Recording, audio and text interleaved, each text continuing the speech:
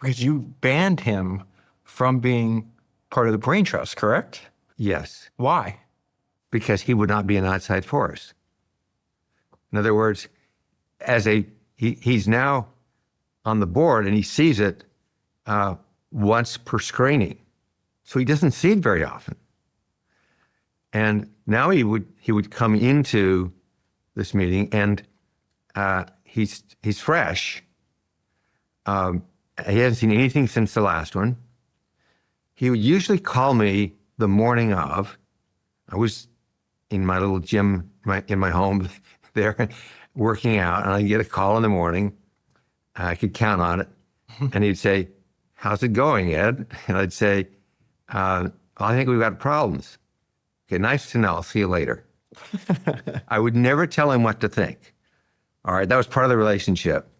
Steve was smart enough that I could say there's a problem or that I think there's something, but I was not going to tell him how to think. Or I might say, "I think it's going pretty well. Nice to know. We'll see you later today." That was it. What do you think was the purpose of that phone call?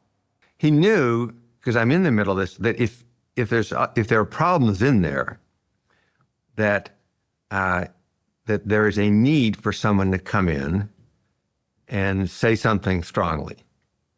But at that point, it had to be from him. Because it couldn't be to him, right? Were people afraid in Pixar to share like harsh feedback or like fight with Steve? No, not with Steve. No, it was actually people. They would talk back with him. I mean, was there a little bit of fear? And he was obviously, so well known that a lot of people were nervous. There are people who are nervous about me too, just because of the position. That's just a reality. Is when you're in a position of either power or perceived power, that people react to you in a different way. And it's critical to be aware that that phenomenon takes place, because nobody will tell you that. They wouldn't admit it, but it happens. So if you're aware of it, then you can just sort of be a little more tuned in.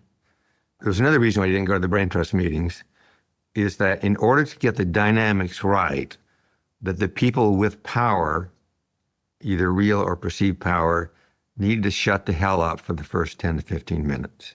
And he couldn't do that? It wasn't that. The logic of that is that if a person with power speaks, they tend to set the tone for the rest of the discussion. So you don't want them to speak at the beginning. You want the discussion to start, and then you enter the discussion. But in this case, they're entering as filmmakers with the others, and it doesn't derail the discussion. Steve had such a powerful voice that it didn't matter when he spoke, he was going to have this extremely strong effect on the dynamics of the room. And he understood that. So it was the reason he didn't come. I said, basically the dynamics don't work if you're in the room, and that we need you for this. And he understood that, and that's the way it worked. And it worked great. It was an interesting phenomenon because Steve would come into the meeting, the Braintrust, or excuse me, it wasn't Braintrust meeting now. It's the meeting of the board of directors.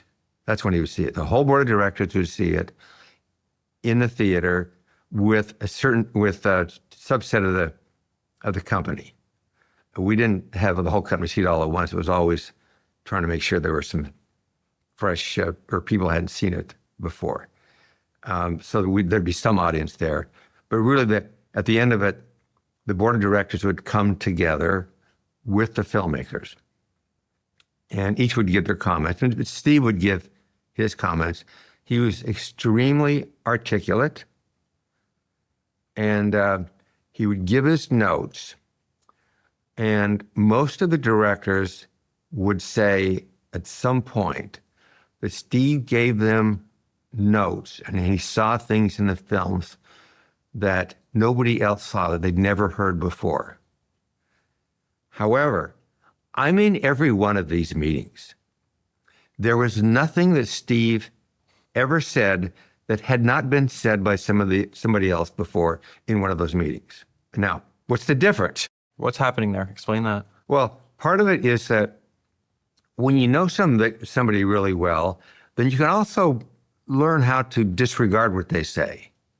Like they're saying sort of thing they might be expected to say, and you disregard it or you don't hear it. With Steve, it wasn't possible to do that. He was so clear and articulate that saying the same thing would actually break through in ways that you wouldn't hear from the others.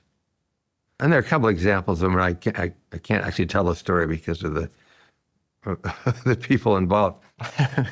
But sometimes people were felt betrayed because their colleagues hadn't told them about the problem before.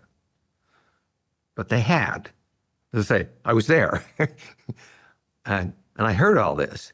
And they all felt like they were not being listened to. And then Steve came, and all of a sudden, the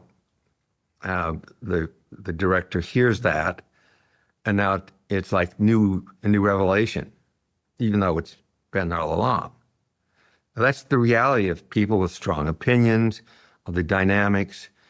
And I honestly, my job there, while it was fun to give notes, my job was to look at the dynamics. And I will tell you that in general, this worked very well. Everybody figured this out, that this is how it works, and it was great, and they loved it. And even though there was apprehension, they wanted the notes, and they engaged correctly with it.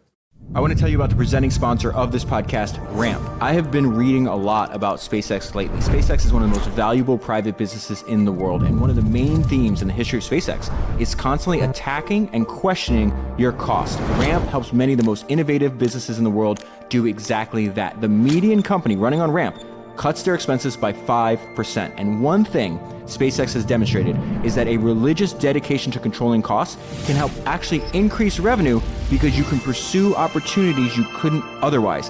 And we see that in the Ramp data too. The median company running on Ramp also grows their revenue by 16%.